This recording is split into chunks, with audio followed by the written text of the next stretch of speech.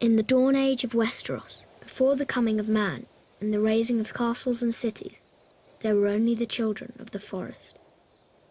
Little is known of them now, but it is said they were small in stature, dark and beautiful, and no taller than children when grown to manhood. They lived in the depths of the forests and hidden villages, crannogs and caves. They hunted with weirwood bows and armed themselves with blades of obsidian. Their wise men were called Green Seers and were possessed of a powerful magic. They worshipped nameless, faceless gods of the forest, stream and stone. According to legend, it was they who carved faces in the great white trunks of the majestic weirwoods. Their deep-cut eyes were red with sap and ever watchful. 12,000 years ago, the first men came from the eastern continent, crossing a land bridge called the Arm of Dawn. Riding their great horses and wielding weapons of bronze, they cut down the children's forests and weirwoods. A terrible war raged between the children and the first men that lasted for centuries. At long last, the two races sought an end to the years of horror and bloodshed. They met on a small isle in the centre of a great lake called the God's Eye. It was there they forged the pact. The first men would be granted dominion over the coastlands, the mountains,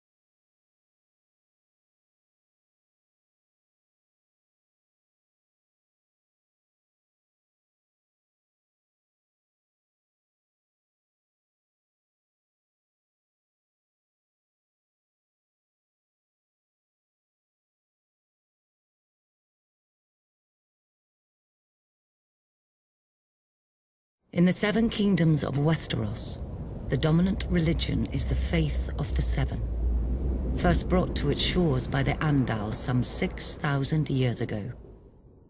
but there are some who still keep to the old way, worshipping the faceless gods of the children of the forest and the first men. The old gods are countless, nameless spirits of nature. In ancient times, the children of the forest carved faces in the trunks of the weirwood trees, which became sacred symbols of their faith. In time, the first men adopted the children's gods as their own. Most castles at that time contained a godswood with a weirwood or heart tree at its centre. Meanwhile, across the narrow sea, a new religion was born in the hills of Andalos. According to legend, the God of Seven revealed itself to the Andals, and the invasion of Westeros followed soon after. The Andals sailed across the sea on ships armed with weapons of steel. Some warriors carved a seven-pointed star into their skin as a symbol of their new faith. The invaders destroyed most of the weirwoods in the southern lands, slaughtered the children of the forest wherever they could find them, and conquered every kingdom of the first men, save the north. In time, the faith of the Seven spread like wildfire throughout the land. The Seven is a single deity with 7 aspects, each symbolizing a different area of life, though most people refer to the Seven as separate gods. The mother is prayed to for mercy and watches over fertility, childbirth, and peace. The father sits in judgment over souls. The warrior is prayed to for protection, valor, and skill in battle. The crone is the symbol of wisdom and foresight. The smith watches over creation and craftsmanship. The maiden symbolizes purity, love, and beauty. Finally, there is the stranger, rarely prayed to, who represents death. The faith is highly organized and deeply influential in Westerosi politics and culture as the official religion of the monarchy. Worshippers gather in temples of the faith called septs. The seat of the faith is the Great Sept of Baelor, which is located in the capital city of King's Landing.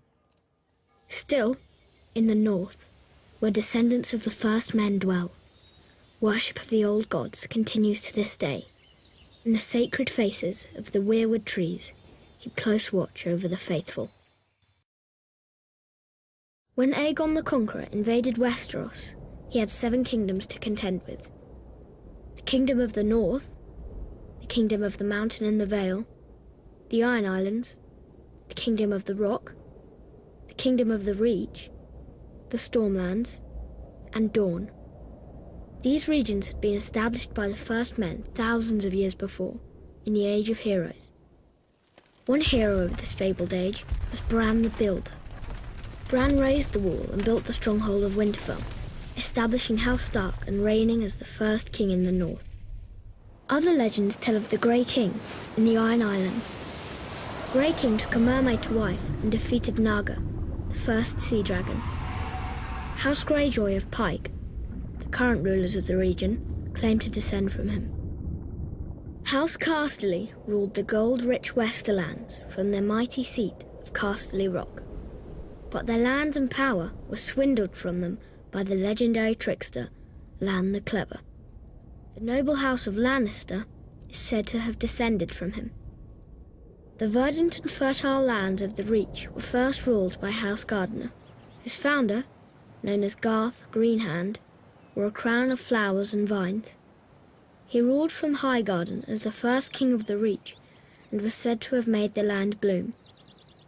Many noble houses trace their bloodlines back to him, including the current lords of Highgarden, House Tyrell.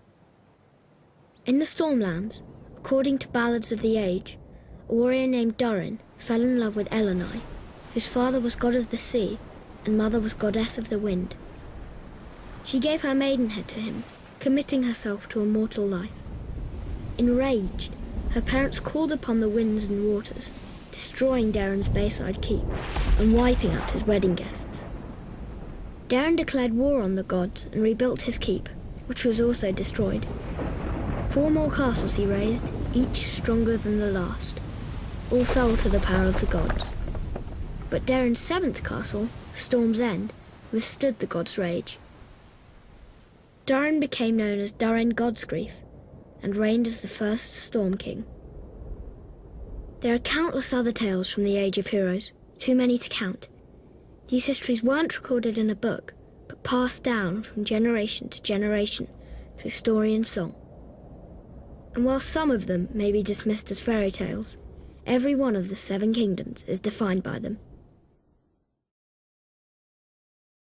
East of Westeros lies the Smoking Sea, where no ship dares sail. There are those who swear it to be demon-haunted, and who's to say they're wrong? For it was there, thousands of years ago, that a cataclysmic event occurred, destroying one of the great civilizations in history. The precise details of their origins are lost to us, but it is said the Valyrians were once a modest community of shepherds, tending their flocks on a small peninsula of the great eastern continent. One fateful day, in a volcanic area known as the 14 Fires, they made a shattering discovery. Dragons. They were monstrous, scaled creatures with massive wings, sharp claws, and fiery breath. They were also said to have a deep-rooted connection to magic. In time, the Valyrians were able to tame the beasts. Harnessing their immense power, they established a city of wonder, unlike any before or since. They became skilled at sorcery and metallurgy, creating uncommon weapons of spell-forged steel. Wielding these weapons astride their dragons, the Valyrians conquered the surrounding lands and slowly expanded west. At the time, the Giscari Empire dominated much of the great eastern continent and tried to stop Valyria's expansion. The Giscari legions attacked the Valyrians 5 times, but could never defeat them. Finally, the Valyrians marched on their capital, Old Gis, and obliterated it, turning its streets and buildings to ash with dragon flame, and wiping the Giscari people and their culture off the face of the earth. The Freehold of Valyria, as it came to be known, became the most advanced civilization in the known world, with its own language, gods, and culture. The Valyrians' reach extended far and wide, covering most of the continent. Great cities were built and roadways paved, all of which led back to Valyria. The Freehold would prosper for nearly 5,000 years. But it was not to last. An event that became known only as the Doom laid waste to the Valyrians, their capital city, and its surrounding lands. The peninsula itself was shattered, becoming what is now the Smoking Sea. Every dragon was thought to be lost, as were the Valyrian spells, knowledge, and recorded history. Thus, the mighty empire collapsed. What caused this cataclysm? No one knows for certain. Some say it was a volcanic eruption. Others say the Valyrians' own sorcery got the better of them. In any event, the Doom's devastation of the Valyrian people was total, with the exception of a small rocky island in the narrow sea, Dragonstone. For it was there that the Targaryens, the last of old Valyria, dwelled. They would lie in wait for another 100 years before unleashing the fury of the dragon on another continent, Westeros. The days of the Andals were numbered. One by one, their so-called kings were bending the knee or facing the wrath of Aegon Targaryen. Aegon of old Valyria. Aegon who was blood of the dragon. After defeating the Iron Men at Harrenhal and slaying the last of the Storm Kings, Aegon and his sisters, Rhaenys and Visenya, set their sights on other prizes. The gold mines of the Rock and the fertile lands of the Reach. King Loren Lannister of the Rock and King Mern Gardener of the Reach foolishly thought their combined armies could beat back the Targaryen host. They rode forth together, their proud banners flapping in the wind, and faced off against Aegon in a vast golden field of wheat. The two kings commanded a massive force of nearly 60,000, and it appeared the day was theirs, until Aegon unleashed all 3 of his dragons for the first and only time. Each beast was named after the Valyrian gods of Aegon's forefathers. Visenya rode Vhagar, whose fiery breath could melt armor.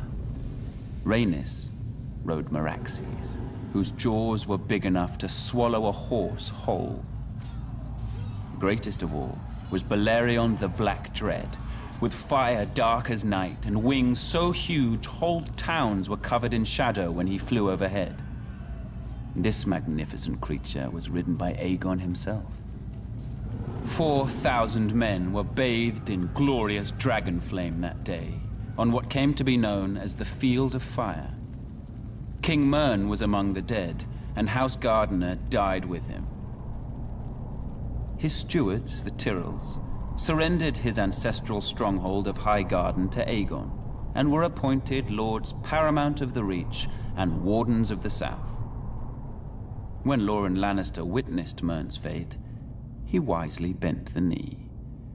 Aegon spared Loren's life, and the Lannisters were made Lords Paramount of the Westerlands and Wardens of the West. After his triumph on the Field of Fire, Aegon's conquest was assured.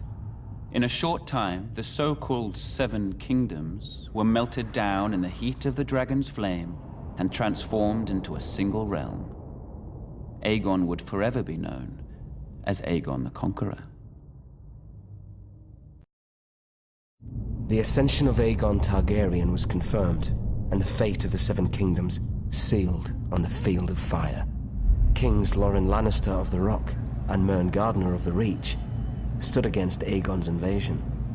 They commanded a united force of 600 banners, 5,000 mounted knights, and 50,000 men-at-arms.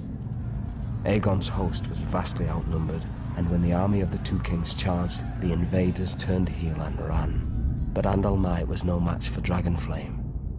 When Aegon unleashed all 3 of his dragons, 4,000 souls were horrendously burned alive on the battlefield, King Mern among them. Realizing all hope was lost, King Loren surrendered. The Starks of Winterfell had no intention of submitting to Targaryen rule. They had reigned as kings in the north since the days of the First Men and were determined to resist the Targaryen invaders, just as they had resisted the Andals thousands of years before. King Torrhen Stark led his army to the Red Fork just east of Riverrun, hoping to succeed where Lorne and Mern had failed. But when Torrhen saw the size of Aegon's now mighty host, along with his monstrous dragons, he knew he couldn't subject his followers to the horror of another field of fire. He bent the knee and swore fealty to Aegon, who allowed the Starks to maintain their lordship over the region as Lords Paramount and Wardens of the North. Without question, Torrhen Stark saved thousands of lives that day.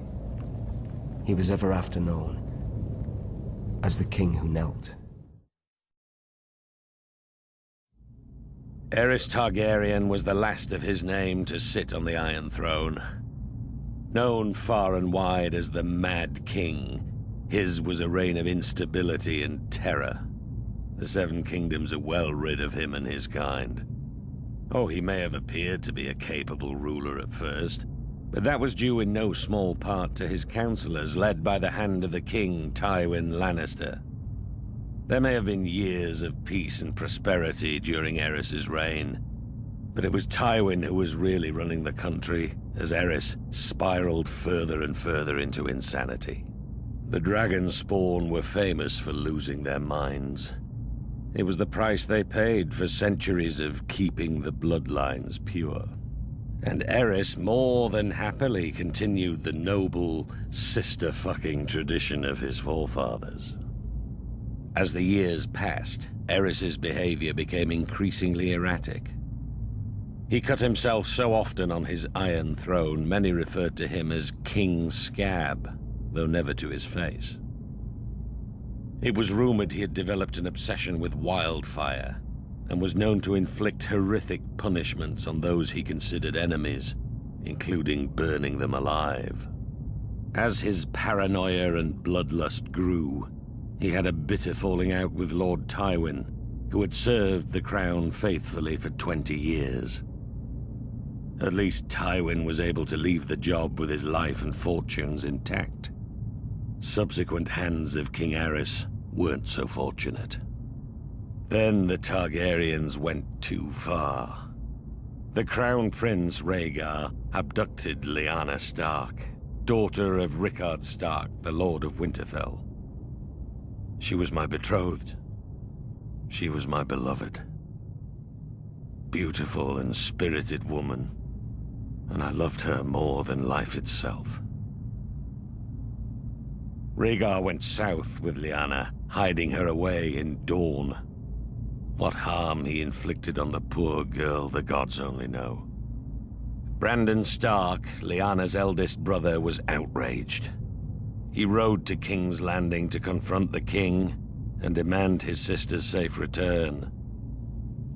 Instead, Aerys had him executed, his father, Rickard Stark, as well.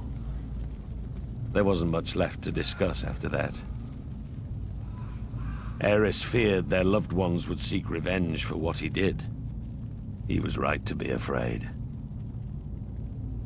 Aerys wasted no time in calling for the heads of Brandon's younger brother, my friend Eddard Stark.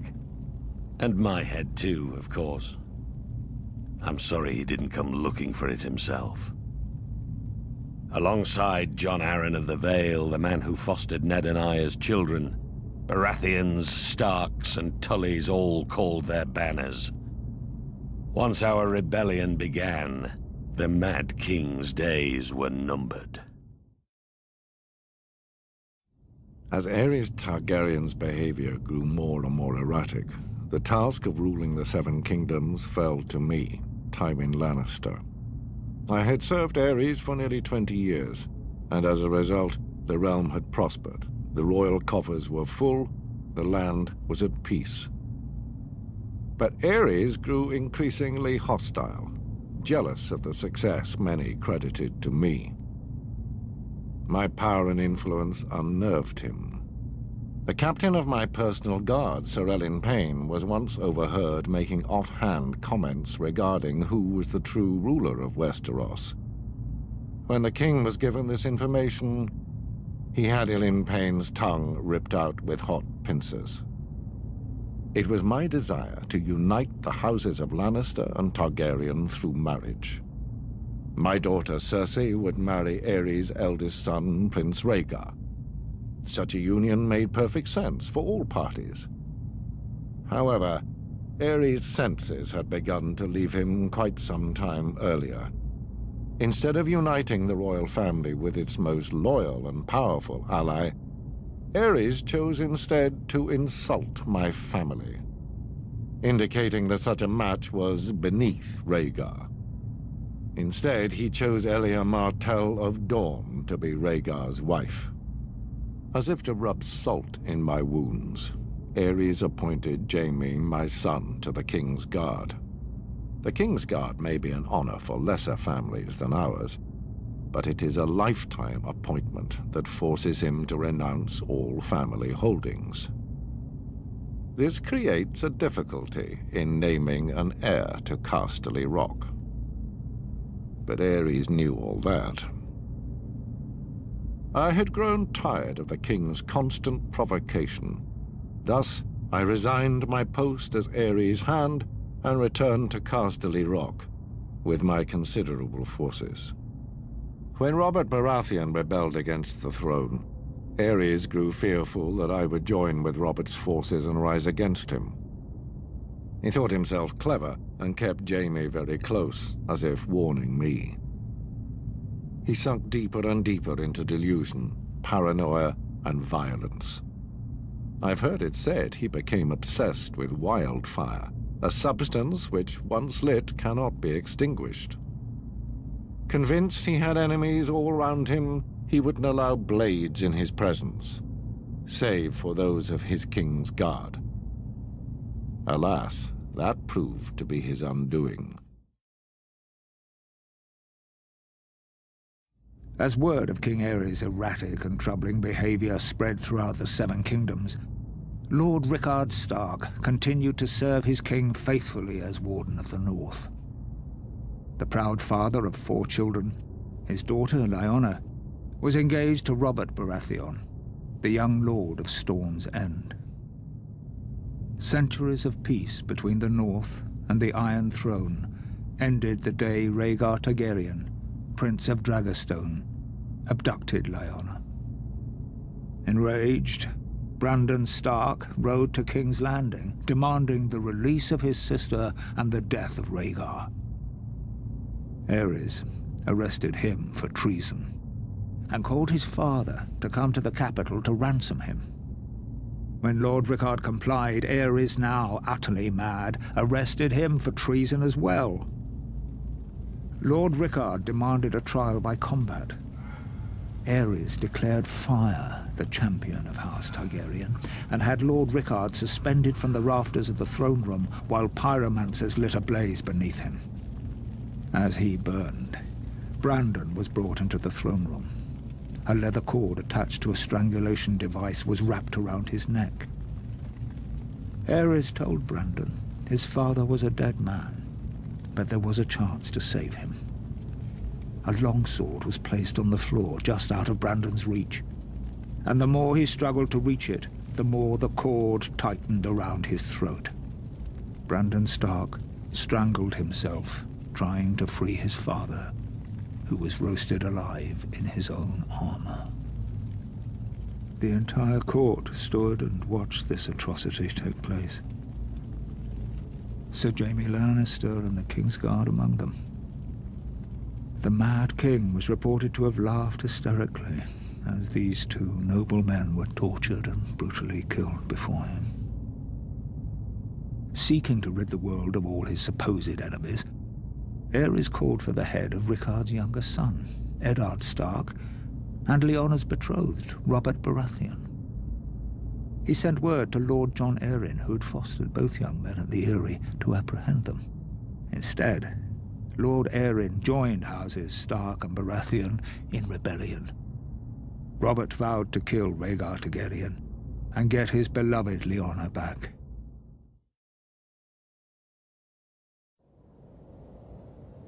Rebellion. The crimes of House Targaryen were too heinous to go unanswered. The noble houses of Baratheon, Stark, and Arryn united to oppose and overthrow the line of the cursed Dragon Kings. While Ned Stark and Arryn secured an alliance with the Tullys of Riverrun, I called the banners of Storm's End and rode out in force against the Mad King and his minions.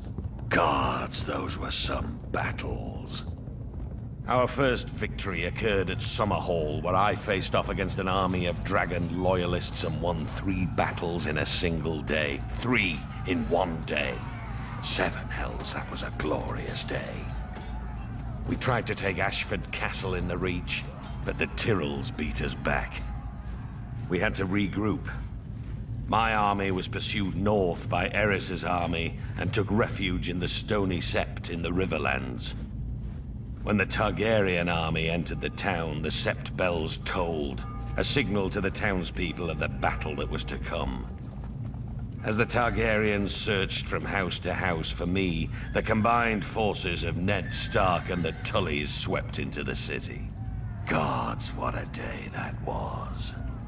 It's now known as the Battle of the Bells. We overwhelmed the Mad King's forces and sent them scampering back to King's Landing. Aerys' son, Rhaegar, who started the whole damn thing, finally emerged from hiding in the south and assembled his own army to face us. As for the Mad King, he must have been pissing himself. The battle that would decide the fate of the 7 kingdoms occurred at the crossing of the Green Fork of the Trident River. Rhaegar commanded the royal host, which was some 40,000 strong. My forces were outnumbered by nearly 5,000 men, but that didn't matter. They were fresh, but we were battle-hardened and had justice on our side. As the battle raged around us, I faced off with Rhaegar, the stag and the dragon right there in the ford of the river. I fought with the fury of 10 men, raining blow after blow upon that vile prince before burying my warhammer in his chest. I hit him so hard the rubies on his armor broke free, flinging them into the stream. They call it the Ruby Ford now. With that scum Rhaegar dead and the royal army shattered, our next move was to make for King's Landing. But I'd sustained a few wounds in the battle and was unable to ride. I sent Ned Stark to the capital to face the Mad King and make him pay for his crimes. The Targaryens, blood of the dragon, and the last of old Valyria, were loved by their subjects, and admired far and wide as the greatest dynasty in the history of the Western world. But the peace and prosperity of nearly 3 centuries of Targaryen rule was shattered by the usurper, Robert Baratheon, and his band of traitors. House Baratheon owed its very existence to the Targaryens. Was it not Aegon the Dragon himself who elevated the bastard Orys Baratheon in the War of Conquest? And what of the Starks, the Lannisters, the Aarons of the Vale? All had been spared and allowed to keep their lands when Aegon could easily have wiped them out. Centuries later, the usurper and his lackeys repaid Aegon's benevolence with treachery. There are some who dare to claim Robert and his allies had reason to rebel.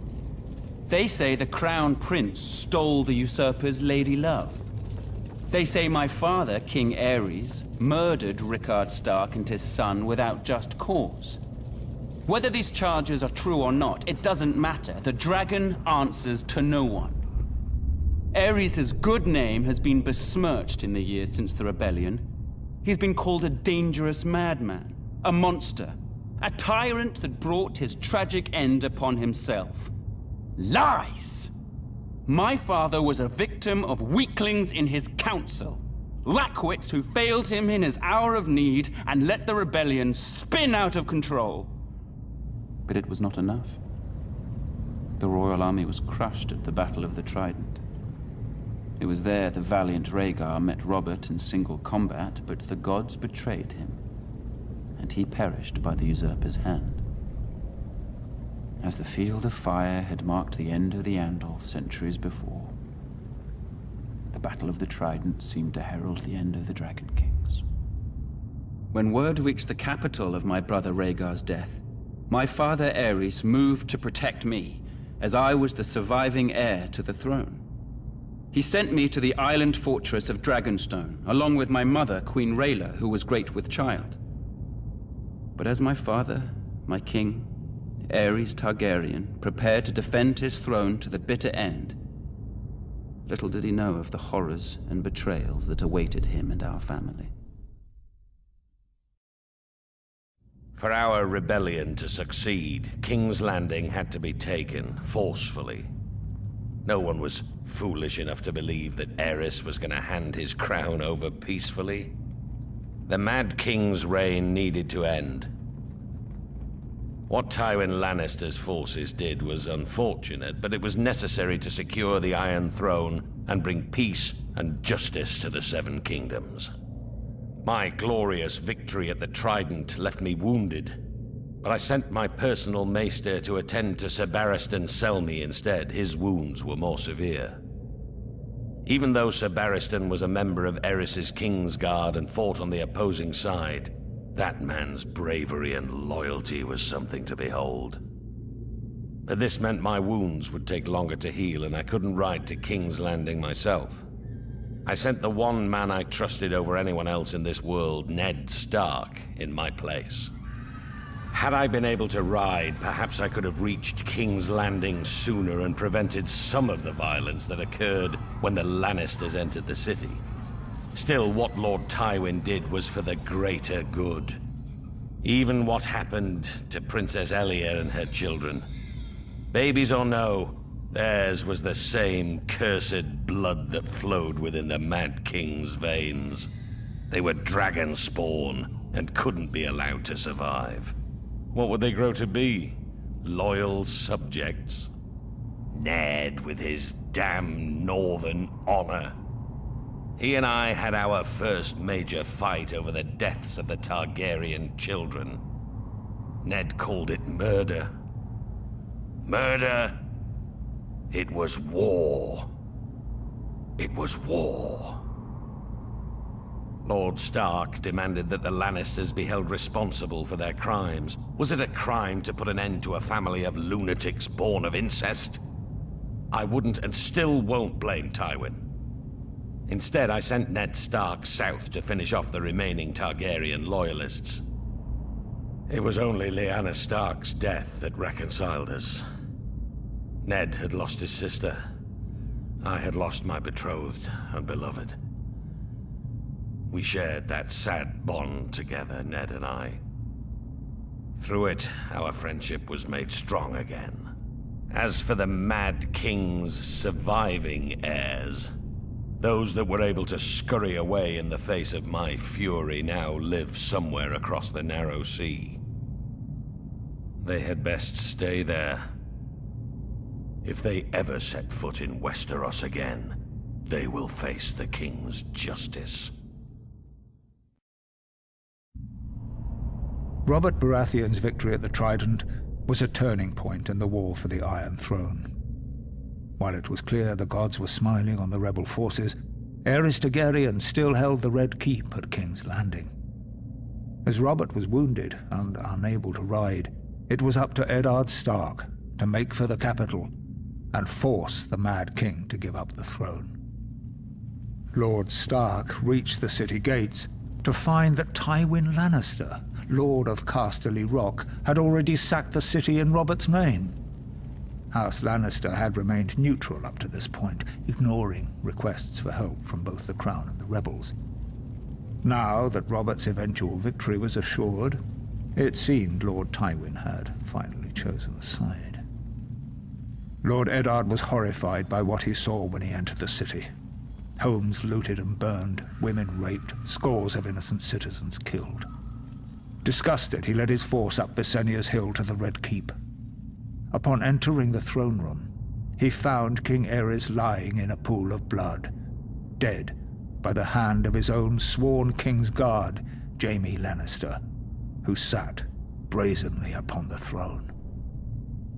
Demanding to know the whereabouts of Queen Rhaella, Lord Eddard was informed the Queen and her son Viserys had been spirited away to Dragonstone before the Lannisters arrived, but other members of the royal family were not as fortunate.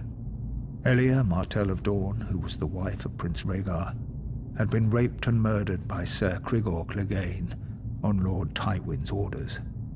Ser Gregor and his men had also butchered Rhaegar's young children.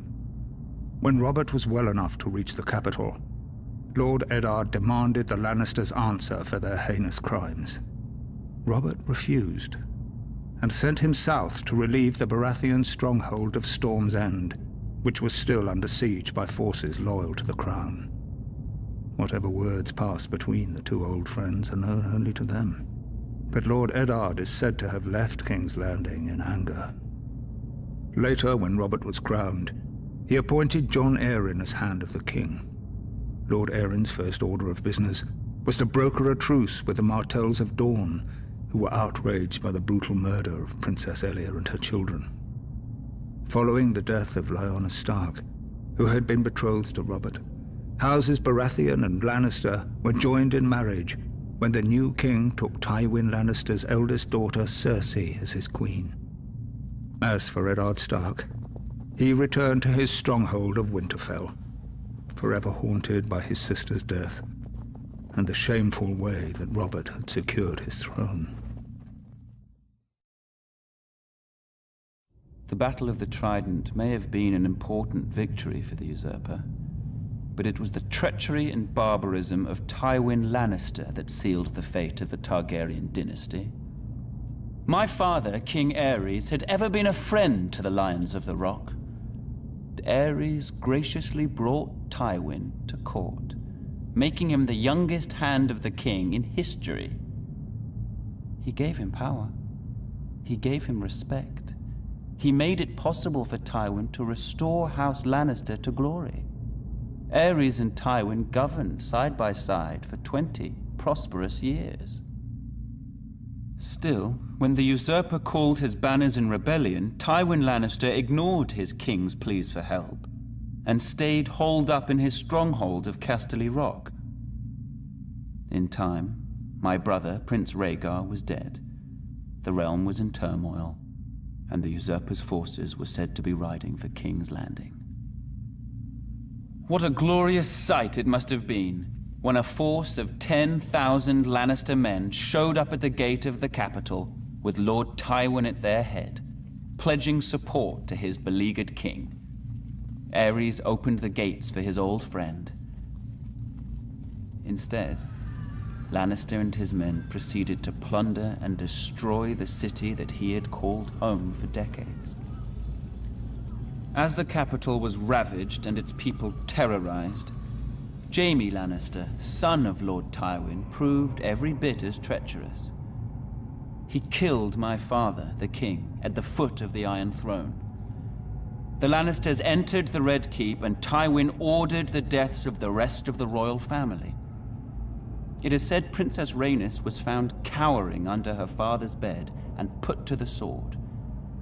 She was only a child.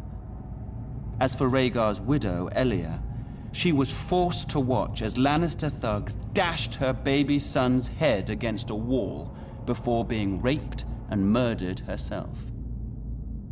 As I was the heir to my father's throne, I had been spirited away to Dragonstone with my mother, Queen Rhaella, who was with child.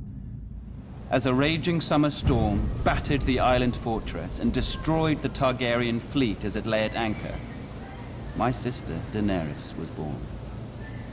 my mother the queen died giving birth. Now, some 17 years later, the rightful king still lives in exile. But a day of reckoning is coming. I will sail west as Aegon the Dragon did centuries before. I will take back my father's throne with blood and fire. And I will punish the treacherous dogs who sought to destroy my family. And the people shall rejoice. Rhaegar Targaryen lay dead on the banks of the Trident, his royal army shattered and in retreat.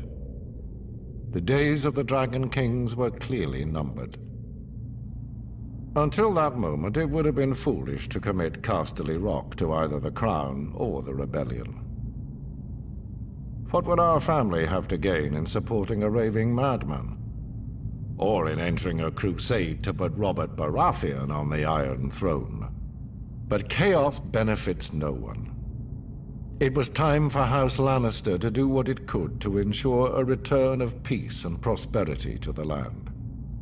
I, Tywin Lannister, brought 10,000 Lannister troops to the gates of King's Landing in order to bring the bloodshed to a quick and decisive conclusion. King Aerys had been sending ravens for months, begging for my support to end the uprising. In a way, his pleas had been answered. As I had suspected, Aerys opened the city gates and welcomed my men.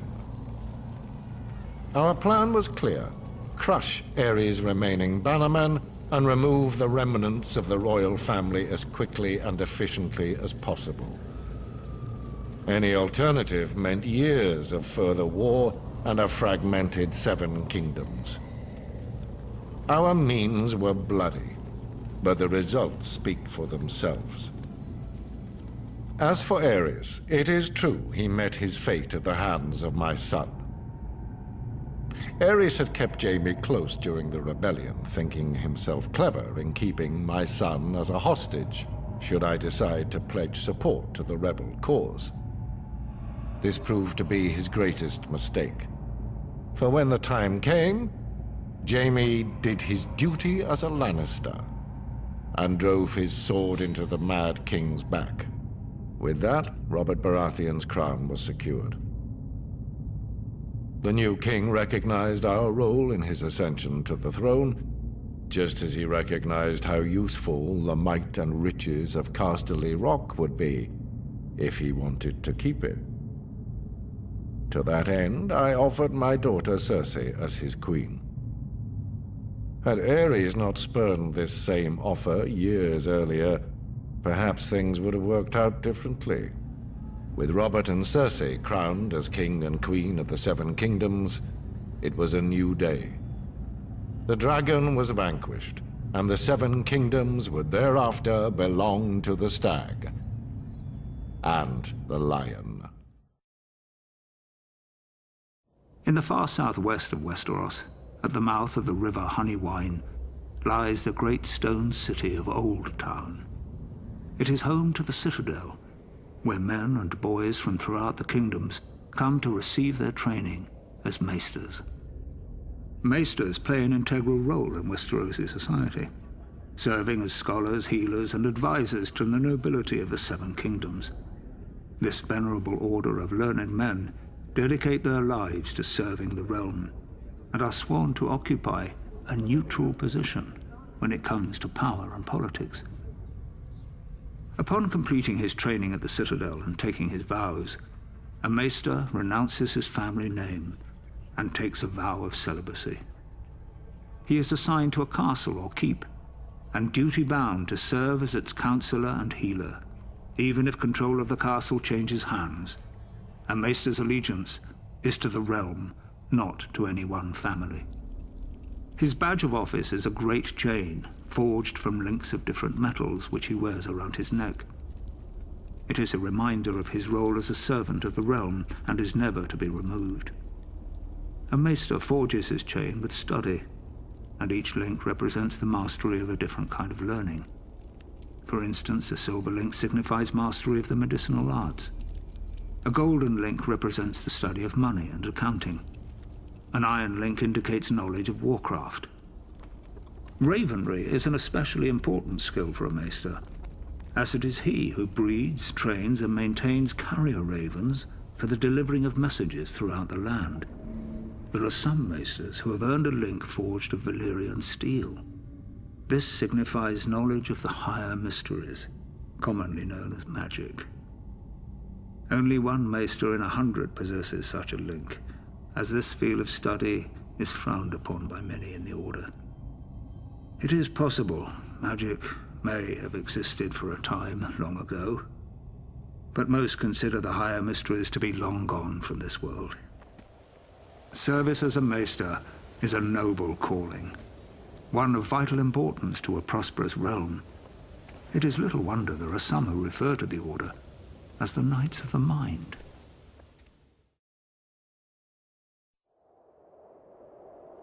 Joining the Night's Watch, or taking the Black, is a singular honor for any northerner. For it was in the north, some 8,000 years ago, that the first men drove back the White Walkers, erected the wall, and established the sworn brotherhood that would guard the realm and its people from the dangers beyond. Regrettably, the Night's Watch no longer commands the widespread respect and admiration it once did. While House Stark and other houses in the northern regions continue to recognize its vital importance to the safety and stability of the realm, this view is not shared by the powerful houses of the southern kingdoms or their subjects. Most regard the Watch as a misguided, obsolete order made up of useless outcasts. Admittedly, the current Night's Watch is a shadow of its former glory. Their numbers have dwindled to less than 1,000. Of the 19 castles along the wall, only 3 are functional: the Shadow Tower, Castle Black, and Eastwatch by the Sea. And the Watch's mandate of adding to the wall has been abandoned entirely. There are barely enough resources to maintain it. Recruiting officers, known as Wandering Crows, scour the dungeons and slums of the realm in hope of finding men to fill the ranks. While there is still the occasional highborn volunteer, the newest recruits are almost entirely made up of lowly criminals. Thieves, rapists, and murderers, sentenced to the wall as punishment for their crimes. The decline of this once fabled order is troubling, as the danger it guards against is all too real. While the White Walkers haven't been seen or heard from in ages, and may very well be the stuff of myth, barbarian tribes that dwell beyond the wall, known as wildlings, have been a menace to the north and its people for generations. At certain points in history, the disparate wildling tribes have united behind a single leader, a king beyond the wall, and attempted large-scale attacks against the realm. But thanks to the resourceful and courageous men of the Night's Watch, these so-called kings were soundly defeated. While many have lost faith in the Night's Watch, the people of the North are steadfast in their belief that the Black Brothers will answer the call of duty. But with winter coming, diminished numbers, and a lack of widespread support, will they be ready?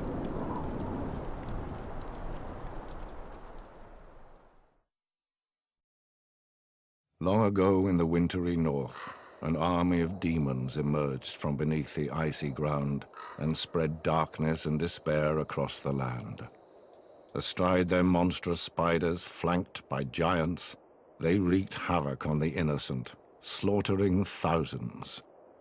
All hope was lost until the fearless warriors of the first Night's Watch drove them back into the wintry mountains and built a magic wall to keep them from ever invading again. These stalwart brothers in black continue to protect us even to this day from the evils that lurk in the shadows. An absurd lie. A fairy tale spun by many a wet nurse in the north. To be sure, a giant wall does exist. A triumph of engineering, perhaps, but not of magic. As for the Night's Watch, there may have been a time centuries ago when there was prestige and honor in the miserable monastic life of a Black Brother. But now, the wall has become a glorified penal colony, full of outcasts, criminals, and assorted ne'er-do-wells. Today, a typical man of the Night's Watch most likely started out a lowly beggar, or a rapist, or a village idiot. As for the few high-born watchmen, they either fought on the losing side of a war, or were disowned by their parents for one reason or another.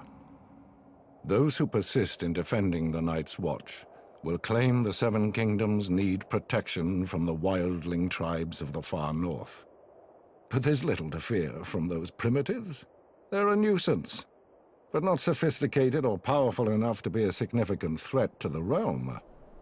And any talk of White Walkers returning with their armies of the dead and their giant spiders and their snarks is just that. Talk. Ours is the fury. These are the words of the Black Stag of Baratheon. A battle cry echoed throughout the land in rebellion when I, Robert Baratheon, the first of his name, seized the Iron Throne from the Mad King Aerys Targaryen, ending a dynasty nearly 300 years old. House Baratheon was born in the Wars of Conquest, when Aegon the Dragon invaded Westeros. Aegon sent his commander, Orys Baratheon, to take Storm's End. Argilac the Arrogant, the last of the Storm Kings, foolishly left the safety of his stronghold and met the Baratheon warlord in open battle. Argilac was soundly defeated, and Orys took his lands, his holdings, and his daughter. Orys was said to be a half-brother to Aegon Targaryen.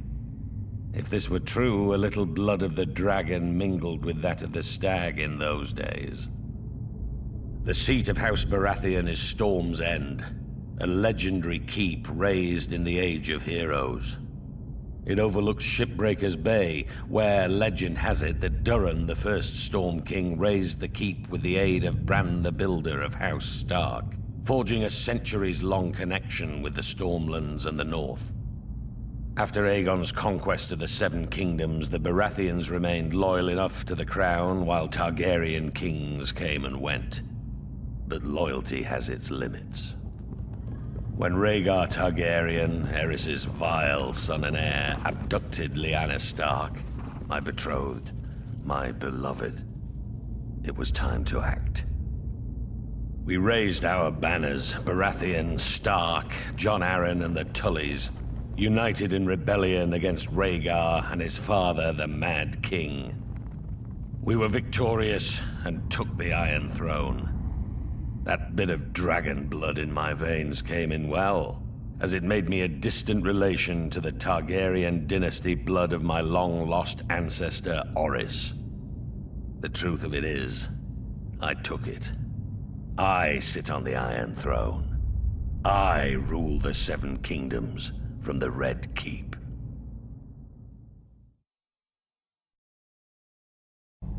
The Starks of Winterfell trace their descent to the first men in the Age of Heroes. The family's founder was Brandon the Builder, who, in the aftermath of the Long Night, helped establish the Night's Watch. Legend has it he enlisted the aid of giants and the powerful magic of the Children of the Forest to raise the mighty wall, which has protected the realm for generations. He went on to build the ancestral seat of Winterfell and reigned as the first king in the north. The Starks reigned as kings for thousands of years, even withstanding the invasion of the Andals. As the southern kingdoms fell and the Children of the Forest were driven away, the North stood strong, maintaining its religious customs and its way of life. Eventually, the reign of the Kings of Winter came to an end with the coming of Aegon the Conqueror. After Aegon and his dragons destroyed the combined armies of the Reach and the Rock at the Field of Fire, King Torrhen Stark bent the knee and swore fealty to the Targaryen dynasty in order to spare the destruction of Winterfell and his people. He was forever after known as the King Who Knelt.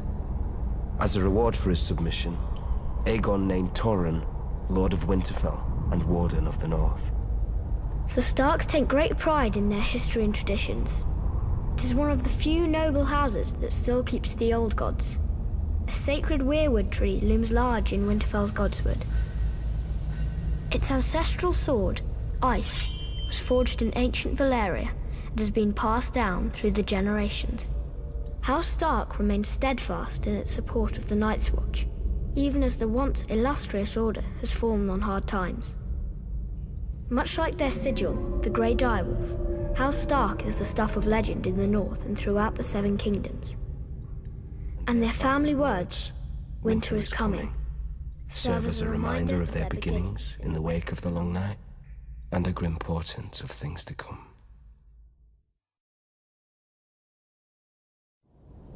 In the snow-capped mountains of the moon, standing high above the rich lands of the Vale, stands the Eyrie, a storied and impregnable fortress said to have been built by the legendary Mountain Kings in the Age of Heroes.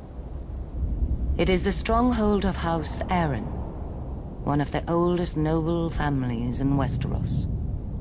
Their sigil, a soaring falcon over a crescent moon. Their words, as high as honor.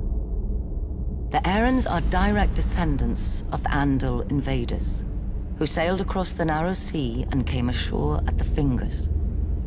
According to legend, Sir Artus Arryn, known as the Winged Knight, soared through the sky atop a giant falcon, landing on the peak of the highest mountain where he defeated the Griffin King in battle.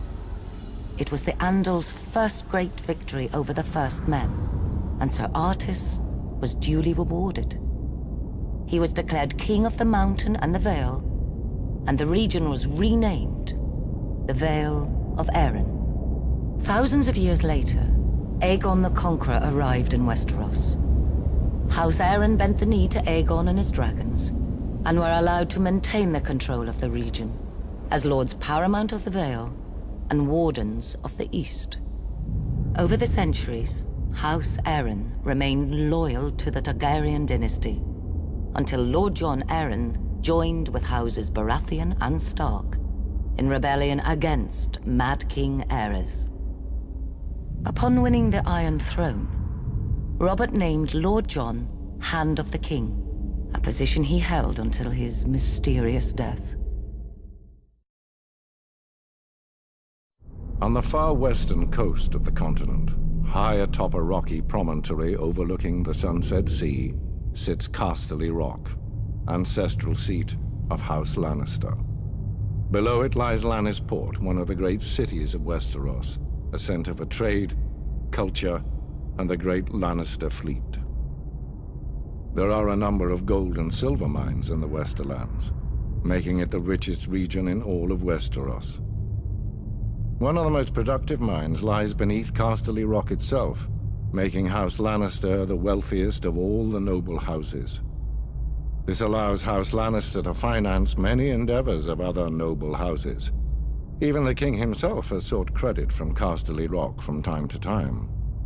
We Lannisters claim our descent from the Andal invaders, and through the female bloodline, Lann the Clever. According to the legend, Lann, using only his wits, won Casterly Rock from the noble House of Casterly during the Age of Heroes. The Lannisters reigned as kings of the Rock for thousands of years, and worked to make it the envy of the rest of the Seven Kingdoms. Our time as kings ended, however, when Aegon Targaryen, otherwise known as Aegon the Conqueror, arrived in Westeros with his army. The last king of the Rock, King Loren Lannister, joined forces with King Mern Gardener, the king of the Reach. Together, with 60,000 men, they met the Targaryen host in open battle. History tells us that Aegon unleashed all 3 of his dragons, slaughtering 4,000 men at what came to be known as the Field of Fire.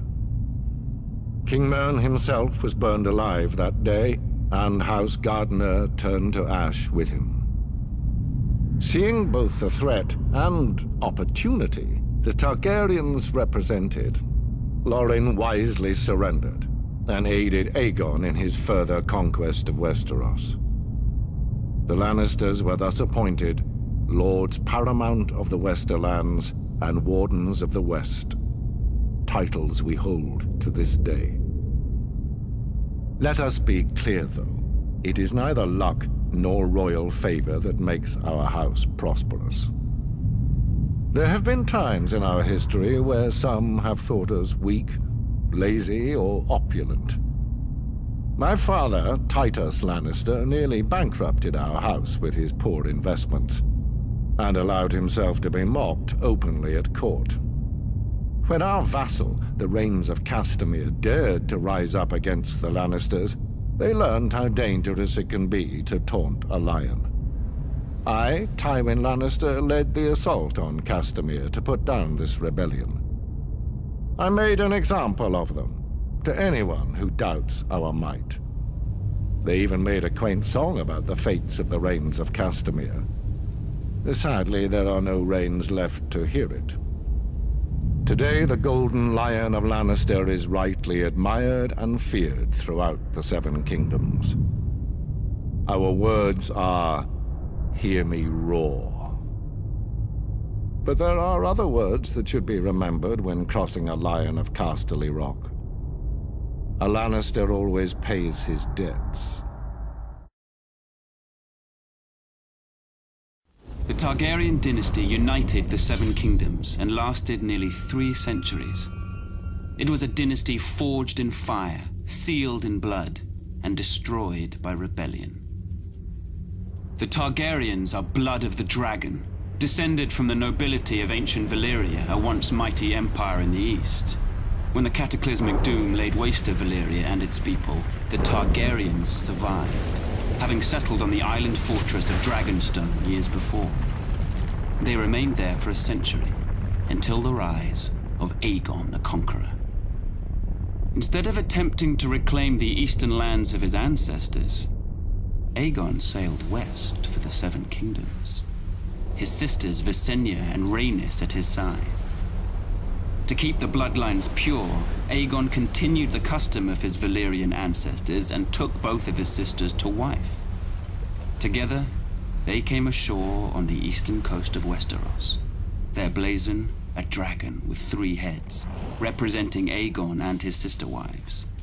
Their words, fire and blood. While their host was small in comparison to the armies of Westeros that awaited them, Aegon and his sisters had a secret weapon, the last of the dragons. He conquered every kingdom save Dorne, which eventually bowed to Targaryen rule a century later. He had the swords of his enemies melted down by the fiery breath of his dragon, Balerion the Black Dread, and forged into the Iron Throne. The capital city of King's Landing was built on the eastern coast, where Aegon and his sisters first came ashore, and Aegon ordered the construction of a royal castle on its highest hill, the Red Keep. For 300 years, the Targaryen dynasty stayed strong in the face of rebellion, civil war, and plague. But the line of dragon kings was broken when my father, Aerys Targaryen, the second of his name, was overthrown in rebellion. My father was betrayed and slaughtered by Ser Jaime Lannister, a member of his own Kingsguard. His son and heir, my brother Rhaegar, perished on the field of battle at the hands of Robert Baratheon, who claimed the Iron Throne for himself. And so today, the only surviving members of the storied Targaryen dynasty are myself, Prince Viserys, rightful King of the Andals and ruler of the Seven Kingdoms, and my sister, Daenerys. We were spirited away to the free cities of the East by loyalists. Here we have lived in exile ever since, dreaming of a day when we will cross the narrow sea and take back my father's throne.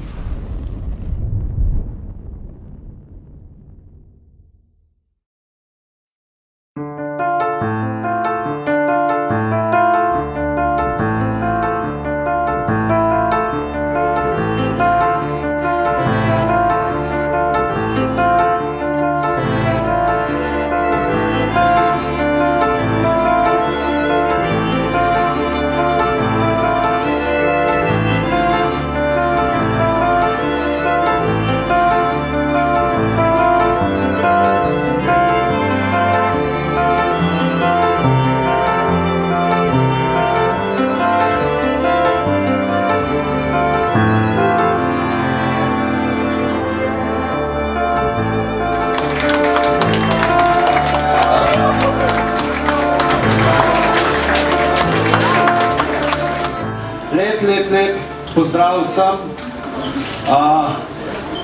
Wow. Videla sem še danes šefico konzorcija staviti, a vas bo več kaj Jurija, ne, in jaz mislim, da sem zgubil stavo. Pivo. Pivo. Eno celo pivo bo mogel plačati, ampak tako da verjetno vsi že veste, ste videli z limitom na Georgeovih knjigah. Rekel je, obljubo je, da bo podpisal tudi do 3, če jih imate, ampak z imensko pa samo v eno. Ne?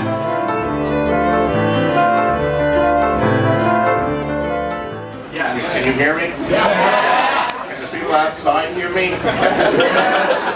I have no idea. I hope there's microphones that are picking up for all the people in the back.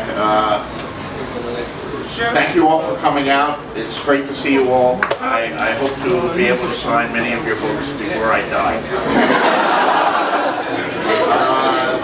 This could be quite challenging, but I have my pens, and I will give it my best shot. Thanks for reading the books. Thanks for watching the HBO series. I know everybody is thrilled about that. And you know, as you come up, I get people who come up to me and say, "May I take a picture?" Yes, you may take a picture, but please be prepared to do it quickly. We have a lot of people here waiting. We can't wait while you instruct someone that you just met 2 seconds ago and how your camera works. People will come up and say, "May I ask a question?" Yeah, you don't have to ask a question about whether you can ask a question. Just ask a question and I will respond. Tyrion is my favorite character. And I'm not going to tell you who Jon Snow's parents are. So you can forget those questions right off the bat. But I'm enjoying the country, what little I've seen of it, and I'm enjoying meeting all of the people. And this is pretty amazing.